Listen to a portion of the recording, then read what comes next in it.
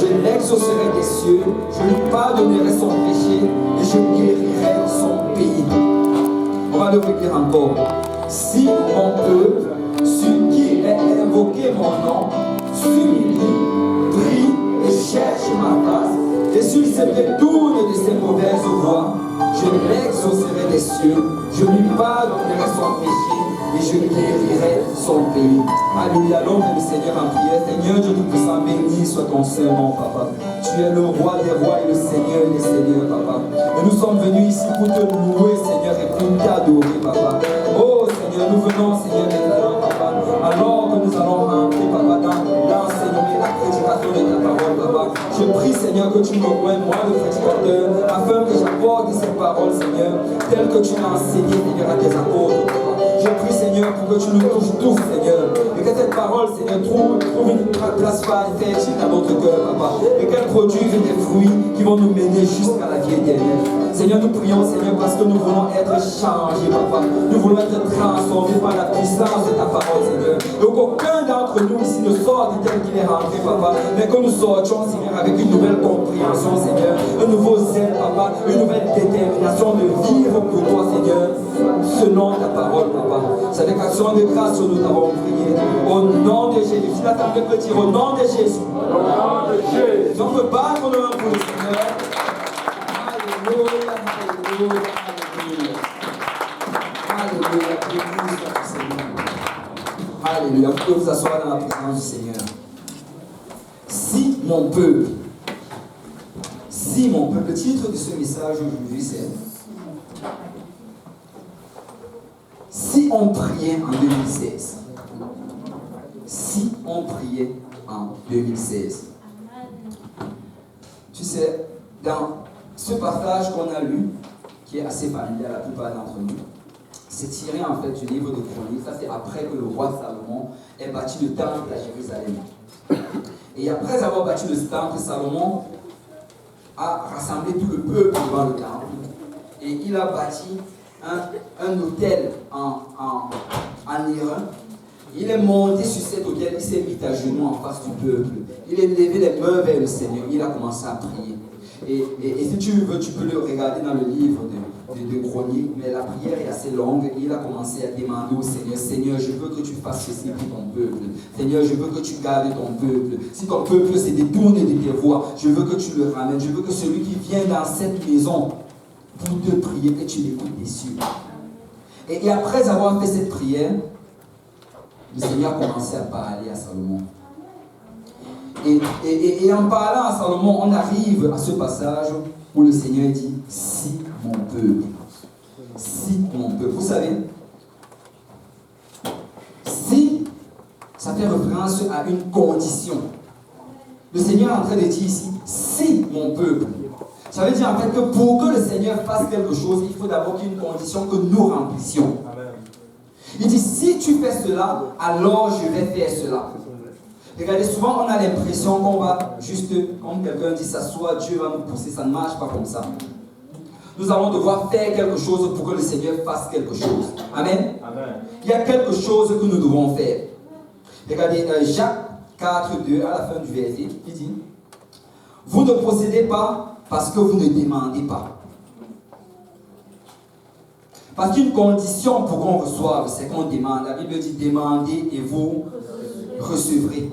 Nous devons demander. Parce qu'avant que la chose arrive dans notre vie, il faut d'abord que nous prions. Il faut que nous demandions à Dieu avant qu'il agisse. Vous savez, si Dieu agissait juste sans que nous ne demandions, ben, on allait prendre toutes ces choses-là pour acquis. Tu allais dire, j'ai fait ça par moi-même. J'ai réussi à mon école par moi-même. J'ai réussi à trouver ce travail-là par moi-même. Vous savez, souvent le Seigneur nous met dans une situation où on voit les gens du monde réussir, mais c'est comme si nous on ne réussit pas. Pourquoi? Parce que le Seigneur veut que tu demandes. Amen. Amen. Le Seigneur veut que tu parles, que tu lui demandes. Tu vas voir les gens du monde, eux ils ne parlent pas, mais ils réussissent pareil. Mais toi, il faut que tu parles parce que tu es un enfant de Dieu. Amen. Et Dieu veut parler à ses enfants. Et regardez, pour que quelque chose arrive dans le royaume spirituel, il faut qu'on parle. Il y a des choses en 2015 peut-être qui ne sont pas arrivées parce que nous n'avons pas parlé. Et peu importe ton âge, peu importe ton éducation, peu importe ta connaissance, nous arrivons tous au même pied d'égalité à ce niveau-là. C'est que si on ne parle pas, ça n'arrive pas. Parce que Dieu a mis sa condition. Si mon peuple sur qui est invoqué mon nom, si mon peuple parle, alors je vais agir. Mais vous savez, dans la génération dans laquelle nous sommes aujourd'hui, c'est une génération en fait où le temps a une valeur inestimable. Je ne sais pas si quelqu'un a déjà réalisé que c'est comme si le temps passait trop vite. C'est comme si tu n'as plus le temps. Tu regardes, tu te lèves, tu regardes ta montre, et après, tu as l'impression que le temps t'a filé entre les doigts. Tu fais un programme, tu te dis, je vais faire ça après. Et si tu ne regardes pas ta montre, mais tu réalises qu'après, quand tu regardes, c'est déjà passé. Le temps passe tellement vite. Et vous savez, pourquoi est-ce que le temps, pourquoi est-ce qu'on a l'impression que le temps passe tellement vite? Tout simplement parce que on occupe ce temps-là à faire autre chose. Regardez un peu le contraste. Quand tu te mets à genoux pour prier, c'est comme si le temps passe lentement. Amen. Tu te mets à genoux, je vais prier aujourd'hui, mais 1 heure.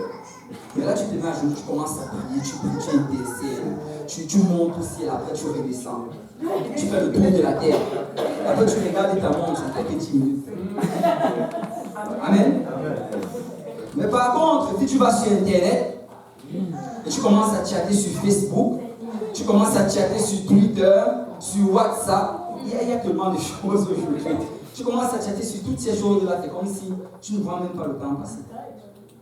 Nous devons faire attention par rapport à ça. Amen. Vous savez, le Seigneur m'a un peu fait voir quelque chose quand je préparais ce message. En fait, le Seigneur veut qu'on cherche sa face. Amen. Le Seigneur dévie qu'on cherche sa face. Mais c'est bizarre que la plupart d'entre nous cherchent plus la face du bouc que la face de Dieu. Facebook.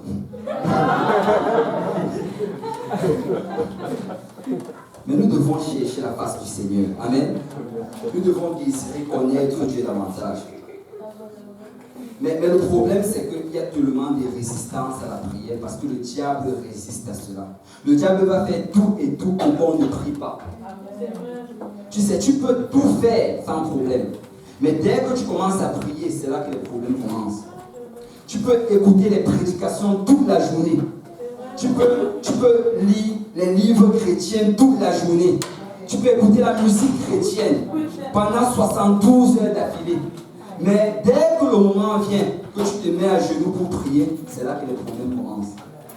Parce que le diable sait que si mon peuple, sur qui est invoqué mon nom, prie, c'est que quelque chose va arriver. Amen. Vous savez, plus haute est la résistance, plus haute est l'onction qui est derrière cela. Tu sais, peut-être que tu vas recevoir quelque chose. Je ne dis pas qu'écouter la musique chrétienne c'est mauvaise. Tu vas recevoir peut-être quelque chose de cela. Et que tu vas recevoir quelque chose de la prédication que tu vas écouter sûrement. Et si c'est une prédication apostolique, tu vas recevoir quelque chose, mais tu ne vas pas recevoir la même chose que si tu priais. Et nous devons prier.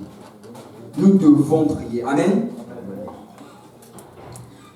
Mais vous savez, il ne suffit pas seulement de prier, il y a aussi la bonne manière de prier. Parce que Jacques, toujours, au verset 3 toujours du chapitre 4, il dit, vous demandez et vous ne recevez pas parce que vous demandez mal, dans le but de satisfaire vos passions. Vous voyez, il dit qu'on demande mal dans le but de satisfaire nos passions. Ça veut dire qu'il y a une bonne manière de demander, il y a une mauvaise manière de demander. Amen. Et nous devons connaître la bonne manière de demander. Et le passage qu'on a lu en introduction, de Chroniques 17-14, si mon peuple, sur qui est invoqué mon nom, s'humilie, prie et cherche ma face, et s'il se détourne de ses mauvaises voies, alors je l'exaucerai des cieux. En fait, le Seigneur ici est en train de nous donner la manière comment nous devons demander. Le Seigneur nous donne la manière de comment est-ce que nous devons prier. Amen. Et on va commencer par la première manière, la première chose qu'il indique. Ok, la toute première chose d'abord, c'est d'abord humilier Que quelqu'un dise humilié. Humilié. L'humiliation, ça fait référence à la soumission. Amen. En fait, quand tu regardes le mot humilié en hébreu, dans la version, dans la langue originale, ça signifie plier les genoux. Humilier ici, ça signifie tout simplement plier les genoux. Et quand on parle de plier les genoux, ici on ne parle pas juste de plier les genoux physiquement. Vous savez, quelqu'un peut se mettre à genoux physiquement, mais ne pas s'humilier. Amen. Quand on parle de plier les genoux ici, c'est aussi bien physiquement que spirituellement. Il faut que quand tu viens devant le Seigneur, que tu t'humilies. Il faut que quand tu viens devant le Seigneur, tu reconnaisses que je ne suis rien, mais Seigneur, tu es toute chose. Seigneur, je ne peux rien sans toi. Et tu sais, la prière en elle-même d'abord, c'est un acte d'humiliation. Regarde, quand tu ne pries pas, c'est comme si tu es en train de dire au Seigneur que tu peux y arriver sans lui. Si tu te lèves le matin, tu ne pries pas, tu sors, tu pars faire tes activités, mais c'est comme si tu as dit, Seigneur, je peux y arriver sans toi. C'est correct, je vais y arriver. Ou bien quand tu te lèves même et que tu vas évangéliser, tu dis, Seigneur, je vais réussir à les gagner par mon vocabulaire. Ou alors quand tu viens même à l'église et que tu joues, que tu es dans la chorale, tu joues aux instruments, tu fais toutes ces choses-là, alors que tu ne pries pas, tu es en train de faire cela dans la chair. Parce que tu dis au Seigneur que tu peux y arriver par toi-même. Tu n'étais absolument pas humilié. Mais nous devons arriver à un point où on dit, Seigneur, je ne peux rien sans toi. Seigneur, j'ai besoin de toi. Seigneur, il faut que tu fasses quelque chose, sinon je n'y arriverai pas. Parce que laisse-moi te dire que l'onction dans ton ministère sera toujours proportionnelle au temps de prière que tu passes. Tu sais, tu peux venir et tu trompes tout le monde en jouant à la musique, en chantant, en dansant, en évangélisant. Mais il y a une personne que tu ne trompes pas, c'est Dieu.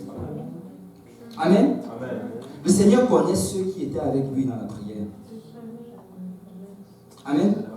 Il a dit que dans les derniers jours, des gens vont venir. Seigneur, nous avons chassé des démons en ton nom. Nous avons ressuscité des morts. Nous avons fait ceci, nous avons fait cela. Mais le Seigneur va dire que vous êtes contre. Parce que nous devons prier. Nous devons prier. Amen. Mais laisse-moi te dire que quand tu pries, c'est là que la puissance de Dieu vient. Regardez, les gens du monde, en fait, ils font toutes ces choses-là. Ils y arrivent, ben, ils ne prient pas, ils n'ont pas besoin, c'est pas leur talent naturel. Ils vont réussir. Tu sais quoi? Souvent, on regarde cela, les gens confondent souvent l'onction et l'émotion. On va voir quelqu'un peut-être qui va faire telle ou telle chose, les gens vont pleurer, les gens vont se coucher par terre, les gens vont sauter, et après on va regarder, waouh, il a l'onction. Non, ça ce n'est pas l'onction.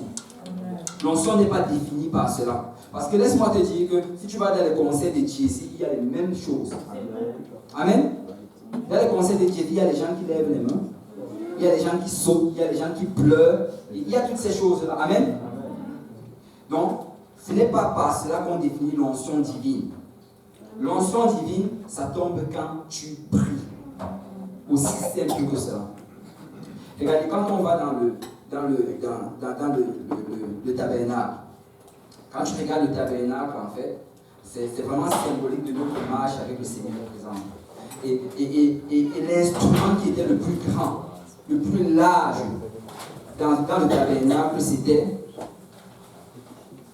les étudiants de PI.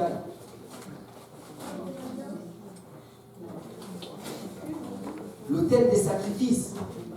Comment? L'autel des holocaustes, c'était l'instrument le plus large. Et cet instrument était tellement large en fait que tu pouvais prendre tous les autres ustensiles et ils allaient pouvoir rentrer à l'intérieur. Allez faire vos calculs. Allez-y, on donne les dimensions, calculer, après calculer le volume de chaque chose. Vous allez voir ça. Et c'était l'instrument le plus large. Et vous savez quoi? Cet instrument-là, ça représentait quoi? Ça représentait le sacrifice. Et cet instrument-là, ça représentait en fait quelqu'un qui est en train de s'humilier. L'humiliation. Mais vous savez quoi? Quand tu regardais cet instrument, aux quatre coins de cet ustensile, il y avait des cordes. Et les cordes, dans le tabernacle, ça représentait la puissance. Donc en même temps, c'était l'ustensile le plus sale, l'ustensile le moins attirant, l'ustensile qui, à nos yeux, n'allait pas avoir de grande valeur. En même temps, c'était l'ustensile de puissance. C'était là que se trouvait la puissance. Et vous savez quoi? Tout ce qui se trouvait dans le tabernacle dépendait de cet ustensile. Parce que le sang qu'on allait amener dans le Saint des Saints, on le prenait sur cet ustensile. Amen. Le feu avec lequel on allait allumer la lampe, la seule lumière qui se trouvait dans le tabernacle, et le feu qui allait toujours être utilisé pour allumer le parfum l'autel des parfums, c'est toujours de là qu'on le prenait. Tout dépendait de cela. Et notre vie aujourd'hui dépend de notre vie de prière. Notre vie spirituelle dépend de notre vie de prière. Et nous devons nous assurer que notre vie de prière est en ordre. C'est la chose la plus importante. Mon frère, ma soeur, écoute, si tu es impliqué dans l'évangélisation, si tu es impliqué dans la chorale, si tu es impliqué dans toutes ces choses, mais que ta vie de prière est nulle, tu dois fixer cela. C'est quelque chose d'important, c'est quelque chose de primordial, c'est quelque chose qui passe avant toute chose. Tu sais, regarde ton programme et assure-toi que la prière passe en premier. Parce que c'est la chose la plus importante. Et vous savez, le feu qui se trouvait sur cet autel-là, c'était pas un homme qui l'avait mis. Ce feu-là, ça venait de Dieu. Dieu avait fait tomber son feu du ciel. Il avait dit qu'il ne voulait aucun feu étranger sur cela. Et notre marche avec le Seigneur doit être alimentée par un feu qui vient de Dieu. La Bible, pas la Bible, quelqu'un a comparé les chrétiens à une armée qui combat sur ses genoux. Parce que si nous allons avoir la victoire, ce sera sur nos genoux. Amen. Et vraiment, l'humiliation, c'est relié à la soumission. Nous devons venir vers le Seigneur avec humiliation. Tu sais, Jésus a raconté cette parabole de ce pharisien qui est allé pour prier. Et à côté de lui, il y avait ce publicain. Il dit que le pharisien a commencé à prier. Seigneur, je jeûne 2 jours par semaine. Seigneur, je suis élevé. Seigneur, je ne suis pas comme ce pauvre publicain qui est devant moi. Seigneur, j'évangélise chaque jour. Seigneur, je lis ta parole. Seigneur, je suis utilisé dans l'église. Seigneur, dans mon école, je donne les études bibliques. Il a commencé à se vanter devant le Seigneur. Mais la Bible nous dit qu'il y avait le publicain qui était à côté. Et il n'osait même pas lever les yeux vers le ciel. Il frappait juste sa poitrine. Seigneur, je ne suis pas digne. Seigneur, j'ai besoin de toi. Je ne suis pas digne de m'approcher de toi. Aie pitié de moi. Et vous savez, ça c'est l'attitude que le Seigneur veut que nous ayons. Seigneur, je ne peux pas avancer si je ne te parle pas. Seigneur, je ne peux pas avancer si ta présence n'est pas dans ma vie. Seigneur, je ne peux pas avancer si je n'ai pas de relation avec toi. Nous devons prier. Et ça prend l'humiliation. Pour prier, ça prend l'humiliation. Reconnaître que nous ne pouvons rien sans le Seigneur. Et je veux juste te dire à quelqu'un aujourd'hui, mon frère, ma soeur, en 2016, nous allons prier. Amen. Nous allons prier comme jamais nous n'avons prié auparavant. Amen. Nous allons prier le matin, nous allons prier à midi, nous allons prier le soir. Amen. Nous allons prier dans tous les lieux où nous nous trouvons. Mais nous allons prier. Amen. Amen. Je ne sais pas s'il y a des gens ici là qui veulent prier en 2016. Nous allons prier en 2016.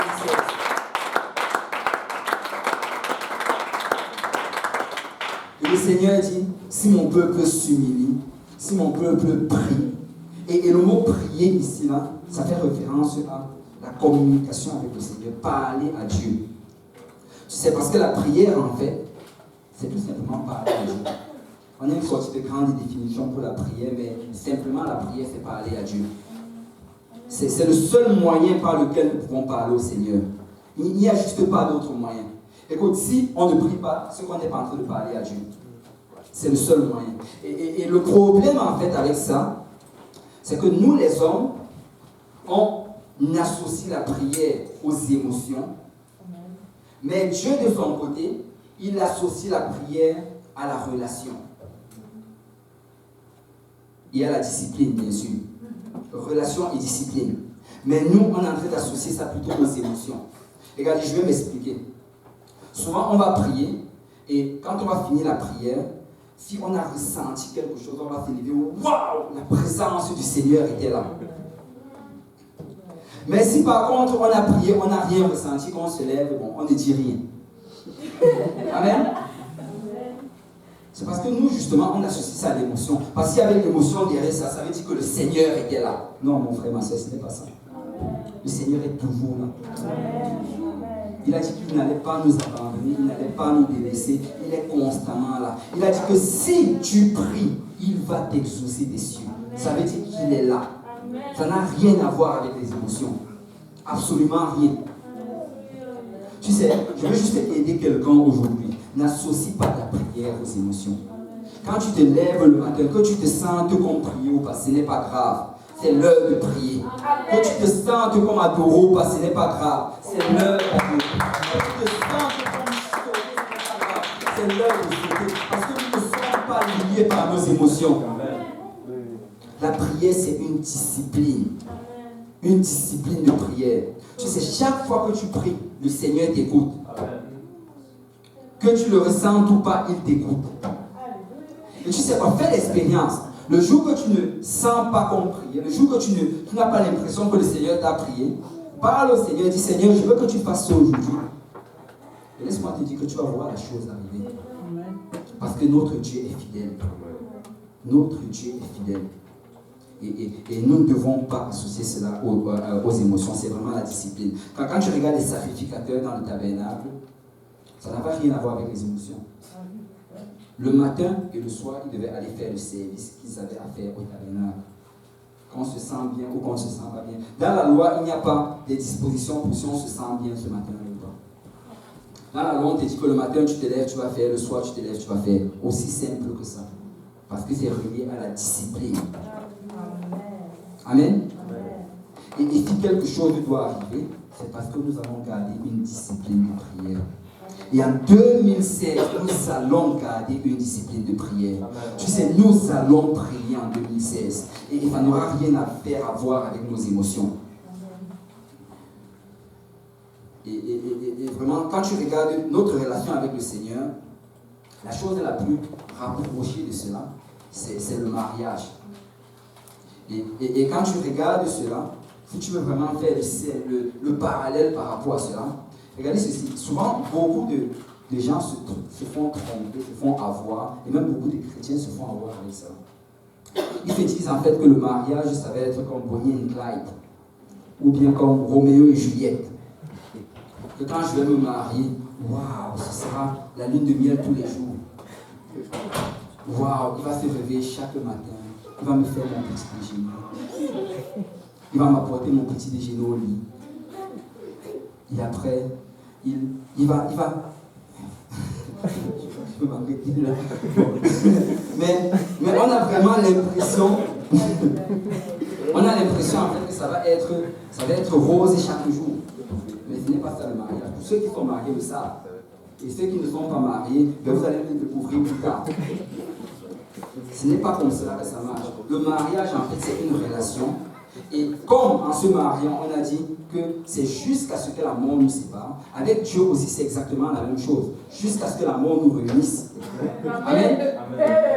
Et avec Dieu, que tu te sentes bien ou que tu te sentes pas bien, tu te lèves le matin. Seigneur, c'est le temps qu'on se parle. Amen. Que tu te sentes bien ou que tu ne te sentes pas bien. Seigneur, c'est le temps pour moi de t'adorer. C'est le temps pour moi de te louer. C'est le temps pour moi de lire la parole de Dieu. Parce que c'est une relation qu'on est en train de bâtir. Amen. Ça n'a rien à voir avec les émotions. Écoute, si tu mets ton mariage sur la base des émotions très très rapidement, là, ça va nulle part. Et vous savez, beaucoup de problèmes ici en Amérique du Nord, là, c'est comme ça. Beaucoup basent leur mariage sur les émotions. Et après quelques années, tu vois le mari ou bien la femme dit que moi, je ne ressens plus rien pour lui.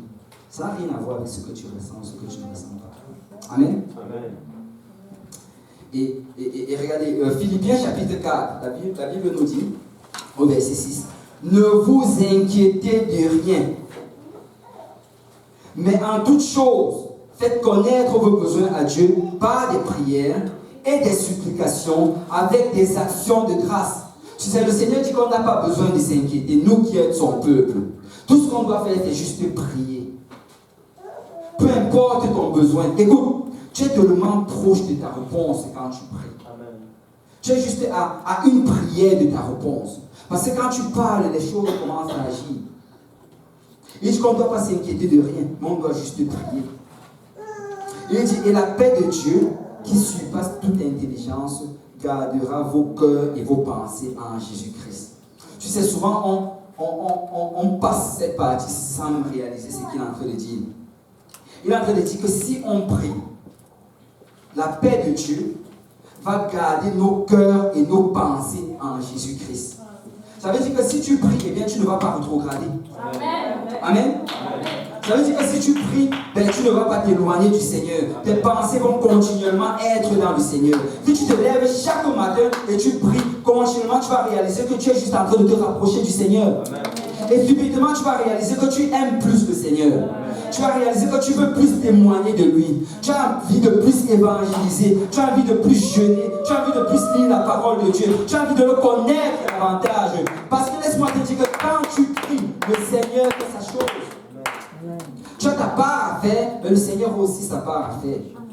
Et la condition, c'est si tu pries. Et nous devons prier. Amen.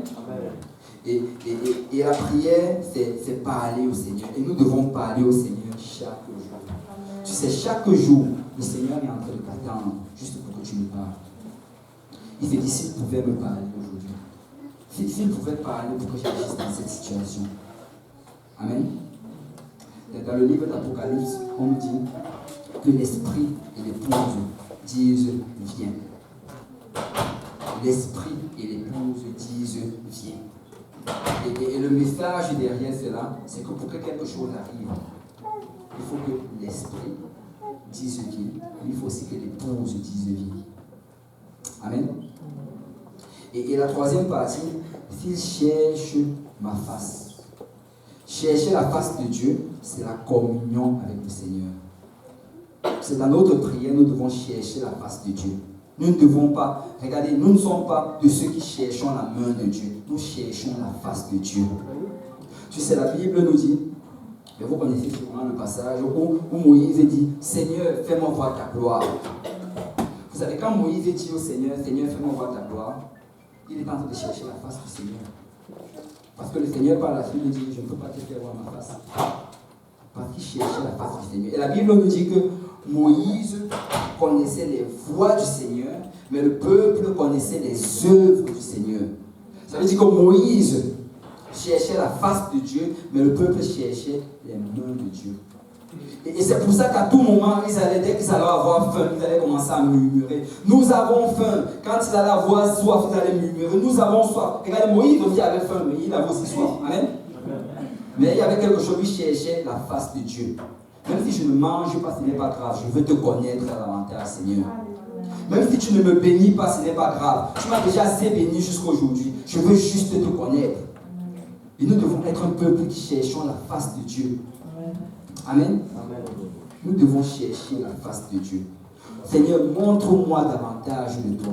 Tu sais, notre prière ne doit pas être concentrée sur demander, Seigneur, je veux ceci, je veux cela, je veux ceci. Non. La Bible dit que c'est les gens du monde qui le cherchent. Ça, c'est la prière des gens du monde. La prière des enfants de Dieu, c'est Seigneur, je veux te connaître. Je veux te connaître davantage. Seigneur, révèle-toi davantage à moi. Ouvre-moi les yeux à ta parole. Ouvre-moi les yeux à ta voix. Ouvre-moi les yeux à ce que tu as envie de faire. Seigneur, je vais être un partenaire avec toi. Utilise-moi pour sauver les âmes. Utilise-moi pour l'avancement de ton œuvre. Nous devons chercher la face du Seigneur. La Bible nous dit que le Seigneur nous donne toutes les choses dont on a besoin dans notre sommeil. C'est quand tu as fait de dormir que le Seigneur te bénit matériellement. Amen. Tu as juste besoin de connaître le Seigneur davantage. Tu as juste besoin de le connaître.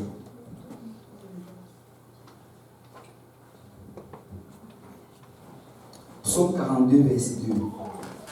Comme une biche soupire après des courants d'eau, ainsi mon âme soupire après toi, ô Dieu. Mon âme a soif de Dieu, du Dieu vivant. Quand irai-je et paraîtrai-je devant la face de Dieu? Ça c'est quelque chose qu'on doit désirer constamment. Paraître devant la face de Dieu. Parce que la prière, réellement, c'est pour la relation. Pour connaître plus le Seigneur. Regarde, quand le Seigneur dit que je leur dirai, je ne vous ai point connu, c'est parce que notre but sur cette terre ici, alors que nous sommes en attente du Seigneur, c'est de chercher à le connaître. Nous devons chercher à connaître le Seigneur. Dans ta marche personnelle, Ce que tu dois te décider, en fait, c'est que je dois connaître le Seigneur. Je dois le connaître mieux que je le connaissais l'année dernière. Je dois le connaître mieux que je le connaissais le mois dernier. Je dois le connaître mieux même que je le connaissais hier. Et ça doit vraiment être ça notre but. Tu sais, si tu mets cela comme but dans ta vie, tu vas juste aller de gloire en gloire. Tu vas grandir dans le Seigneur. Connaître le Seigneur. On ne lit pas la parole de Dieu pour chercher les messages pour donner aux gens. On ne lit pas la parole de Dieu pour chercher les enseignements qu'on va donner à l'étude du final, le premier. Vous savez, même quand moi je cherche la face de Dieu pour le message du vendredi soir, je ne cherche pas cela comme un seul jour que je me retrouve genre un jour et que je commence à chercher. Non, en fait, je cherche la face de Dieu. Pendant toute la semaine, je cherche la face de Dieu. Et c'est en cherchant sa face qu'il va te pourvoir chacune de ces choses. Parce que notre but ultime, c'est de chercher et de trouver la face du Seigneur. Nous devons le connaître. Nous devons connaître le Seigneur. Parce que la prière a été donnée pour la relation et non pour la révélation. La révélation se trouve dans la parole de Dieu. Et vous savez, c'est pour ça que quand le Seigneur nous apprend à prier, dans la prière que les gens appellent la prière du Seigneur, dit notre Père qui es aux cieux, que ton nom soit sanctifié, que ton règne vienne. En fait, si tu réalises quelque chose, c'est que les premières paroles, c'est pour d'abord demander au Seigneur de faire sa volonté. D'abord son règne à lui. On veut savoir ce que lui veut faire. Vous savez, certains prient cette prière de cette manière. Notre Père qui es aux cieux, que mon nom soit sanctifié, que mon règne vienne, que ma volonté. Non, ce n'est pas ça. Nous cherchons la volonté du Seigneur. Et nous ne devons pas commencer notre prière en demandant les choses à Dieu, demandant Seigneur, je veux ceci, je veux cela. Non. Demandons d'abord, Seigneur, qu'est-ce que toi tu veux que je fasse? Seigneur, qu'est-ce que tu veux faire dans ma vie? Seigneur, où est-ce que tu veux m'emmener? Et c'est quand le Seigneur te révèle cela que tu peux appeler ces choses à l'existence. Amen. Parce que les enfants de Dieu ne supplient pas pour les choses. Les enfants de Dieu appellent à l'existence. La seule chose pour laquelle nous supplions, c'est connaître la volonté du Seigneur dans notre vie. Et regardez, la troisième partie, c'est « et se détourne ». Le mot « détourner » ici, ça fait un peu référence à la repentance. Et c'est quelque chose de décisionnel, c'est une décision. Il faut que dans notre prière, nous décidions. Vous savez, quelqu'un a dit ceci. Les gens veulent changer le monde, mais personne ne veut se changer lui-même. On va voir ces grands projets. Oh, on va changer la ville de Montréal. Je vais changer mon école. Je vais changer mon cégep. Je vais changer cette personne. Mais le Seigneur veut d'abord que tu te changes. Amen. Et dans notre prière, notre désir, c'est d'être changé. Il faut que dans la prière, tu dis, Seigneur, qu'est-ce qui doit être changé en moi? Seigneur, qu'est-ce que tu veux consumer par ton feu? Seigneur, qu'est-ce que tu veux que j'arrête de faire? Vous savez, il y a certaines choses que le Seigneur veut qu'on arrête de faire.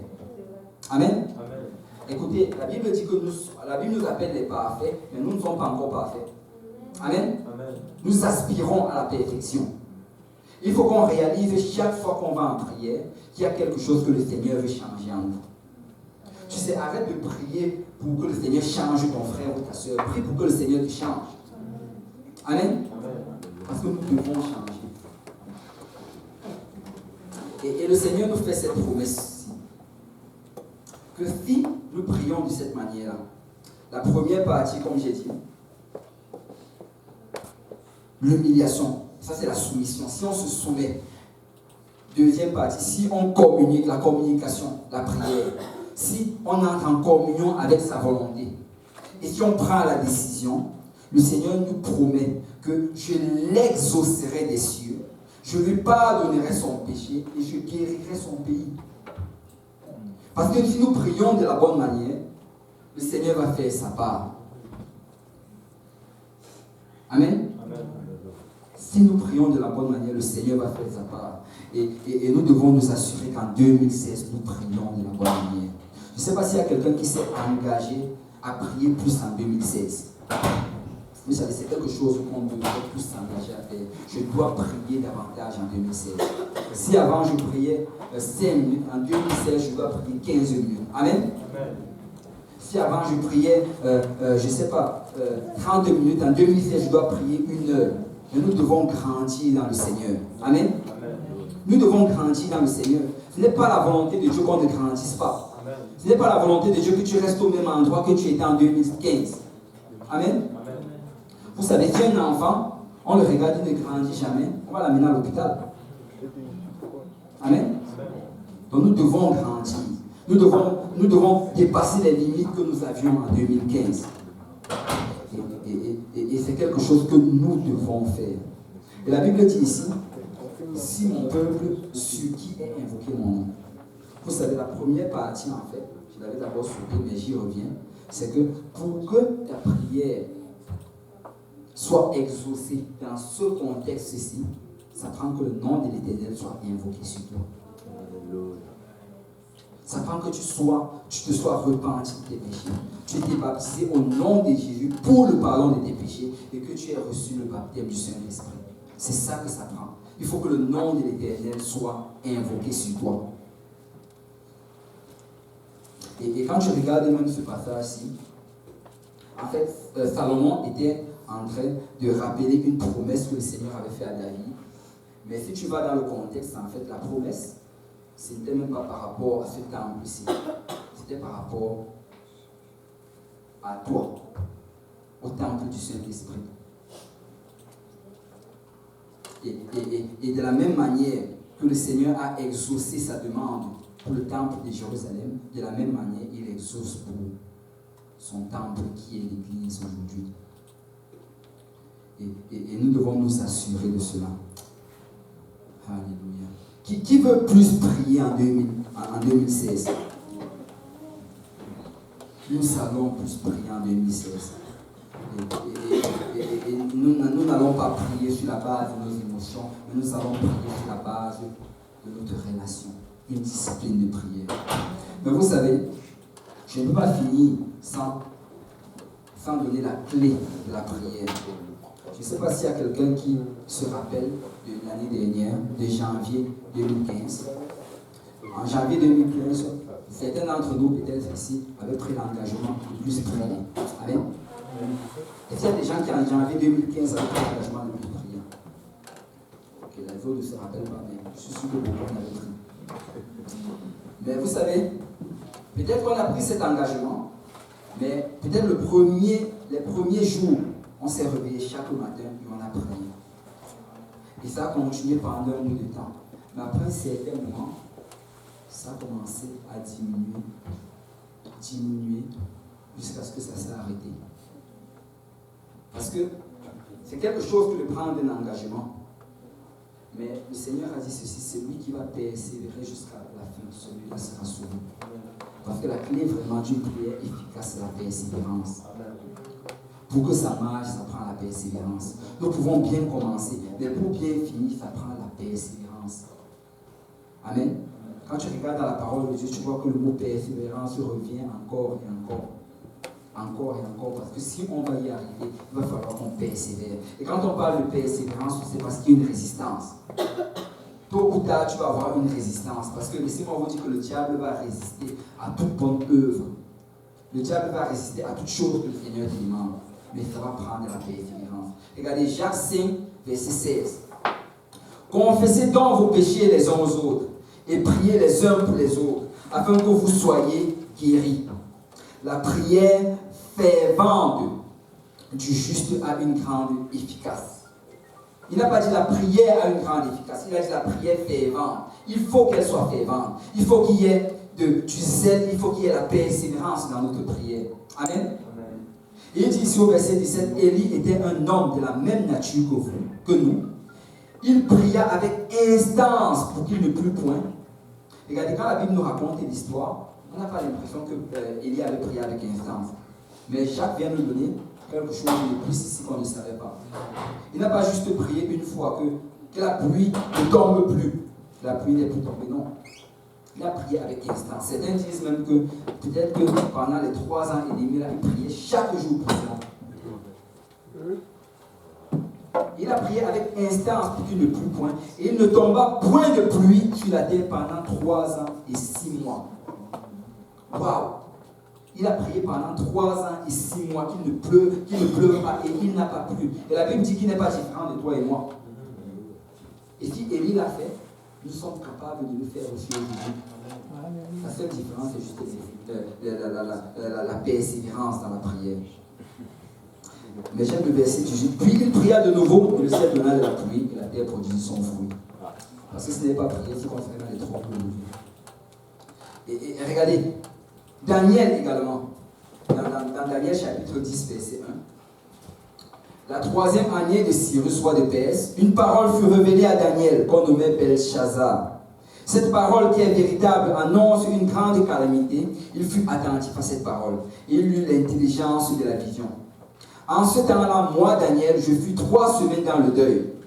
Je ne mangeais aucun mets délicat, et n'entra ni viande ni vin dans ma bouche, et je ne m'oignis point jusqu'à ce que les 3 semaines fussent accomplies. Daniel dit ici qu'il a jeûné pendant 3 semaines. En fait, si tu regardes, on dit que Daniel était déjà très vieux ici. C'est pour ça qu'il a fait un jeûne partiel. Et on dit au verset 4, le 24e jour du 1er mois, j'étais au bord du grand fleuve qui est Édékel. Je levais les yeux et je regardais, et voici qu'il y avait un homme vêtu de lin, et ayant sur les reins une ceinture d'or du phase. Et on va sauter, on va directement au verset 11. Puis il me dit, Daniel, homme bien-aimé, sois attentif aux paroles que je vais te dire, et tiens-toi debout à la place où tu es, car je suis maintenant envoyé vers toi. Lorsqu'il m'eut ainsi parlé, je me tins debout en tremblant. Il me dit, Daniel, ne crains rien, car dès le premier jour, que quelqu'un dise premier jour, où tu as eu à cœur de comprendre et de t'humilier devant ton Dieu, tes paroles ont été entendues, et c'est à cause de tes paroles que je viens.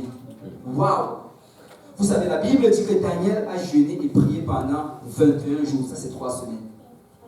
Et le premier jour, il a jeûné, il a prié, il n'a rien entendu. Le 2e jour, il a jeûné, il a prié, il n'a rien entendu. Le 3e jour, il a jeûné, il a prié, il n'a rien entendu. Il a fait comme ça pendant 21 jours, sans rien entendre. Il avait fini son jeûne et sa prière. Et c'est comme si tout était retourné à la normale. Mais on nous dit que c'est le 24e jour que l'ange vient nous parler. Waouh, ça c'est la persévérance. Il n'a rien vu, mais il a continué à prier. Parce qu'il avait confiance que Dieu écoute ma prière. Et nous devons persévérer. Parce que la persévérance, c'est vraiment la clé dans la réussite spirituelle. Et il lui dit ici, dès le premier jour que tu as eu à cœur de comprendre, l'ange lui dit que, tu sais quoi, ce n'est pas maintenant que ta prière vient d'arriver au ciel. Mais c'est dès le premier jour que tu as eu à cœur de comprendre. La Bible dit même qu'avant que la parole ne sorte de notre bouche, l'Éternel le savait déjà. Amen. Donc avant même qu'il ne parle, le Seigneur savait déjà. Mais le Seigneur lui a répondu le 24e jour. Parce que nous devons prier. Tu sais, la Bible nous donne une explication ici. On dit qu'il y a le chef du royaume de Perse qui a résisté pendant 21 jours et ainsi de suite. Et peut-être que nous ne sommes pas familiers avec le monde spirituel. On ne sait pas ce qu'est la résistance, ce qui est lié à nos prières. Mais nous devons persévérer dans la prière. Nous ne devons pas arrêter de prier. Tu sais, si tu as déjà prié pour la guérison et tu n'es pas guéri, prie encore. Si tu as prié pour un travail, tu n'as pas reçu ce travail, prie encore. Si tu as prié pour ta famille, ils ne sont pas encore sauvés, prie encore. Si tu as prié pour gagner une âme à Montréal et tu ne l'as pas encore gagné, prie encore. Parce que nous devons persévérer dans la prière. Parce que la clé pour la réussite, c'est la persévérance. Nous devons prier. Je me rappelle toujours de cette histoire-là où il y avait cette personne-là qui racontait qu'il a prié pour, je crois que c'était son père. Il a prié pour son père pendant 20 ans. Avant que son père ne vienne au Seigneur. Waouh! Il dit que c'était 20 ans. Chaque jour, pendant 20 ans, il a prié pour son père. En fait, il était plus jeune, son père venait à l'église. Après, son père a quitté l'église. Et lui, il a grandi dans l'église. Mais Dès le moment que son père a quitté l'église, il n'a pas arrêté de prier. Ce n'est que 20 ans après qu'il est venu. Parce que le Seigneur écoute nos prières. Et on va finir avec ceci. Si on peut se lever.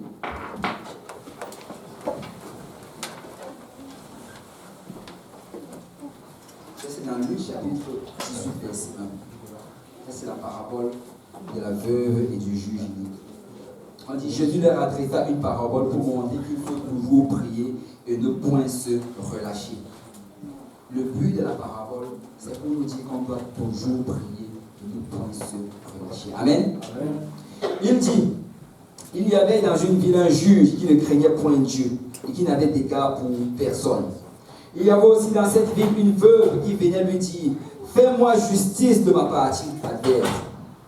Pendant longtemps, il refusa, mais ensuite, il dit en lui-même, quoique je ne craigne point Dieu et que je n'ai d'égard pour personne, néanmoins, parce que cette veuve m'importune, je lui ferai justice, afin qu'elle ne vienne pas sans cesse me rompre la tête.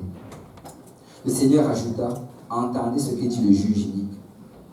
Et Dieu ne fera-t-il pas justice à ses élus, qui crient à lui jour et nuit, et tardera-t-il à leur égard? Je vous le dis, il leur fera promptement justice.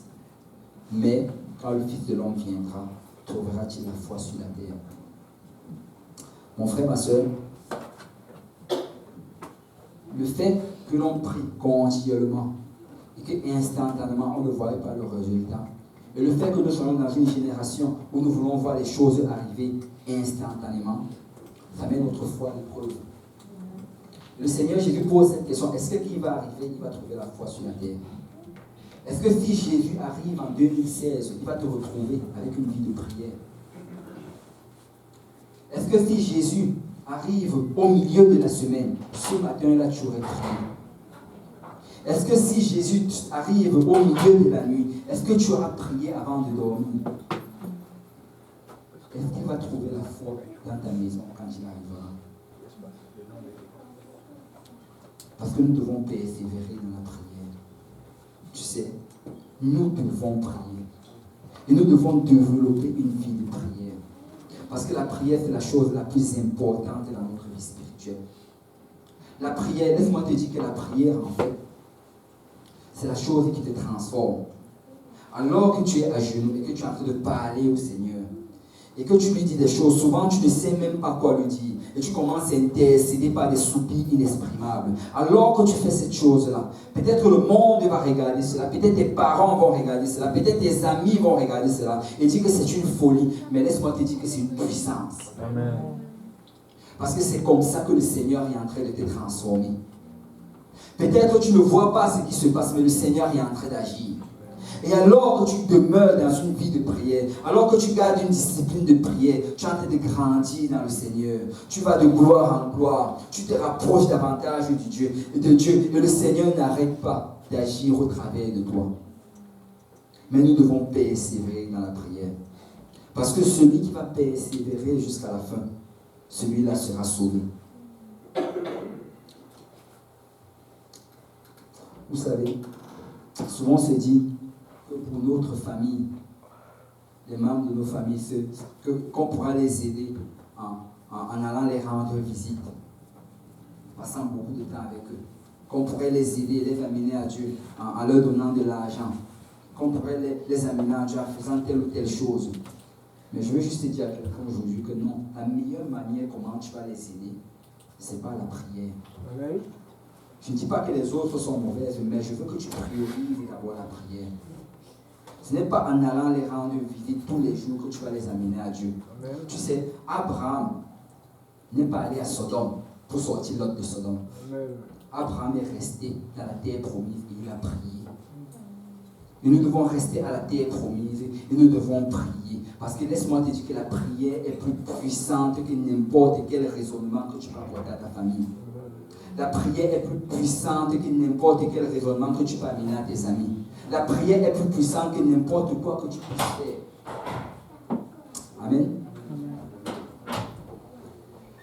Alléluia. Ce qu'on va faire, c'est qu'on va s'avancer en avant. Et en ce premier service égyptien de 2016, d'habitude, on s'engage à prier en 2016.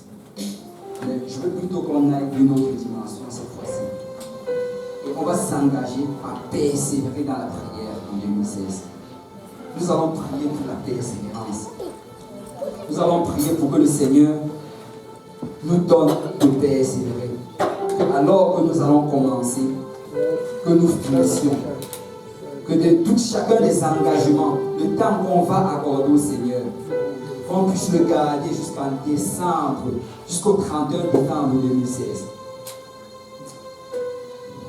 Si on peut juste élever notre voix vers le Seigneur, si on peut parler à Dieu, si on peut prier de la manière que le Seigneur veut qu'on prie, si on peut juste se coucher sur l'autel de sacrifice, dire Seigneur, me voici. Seigneur, je me sens incapable, je me sens pas capable de faire quelque chose.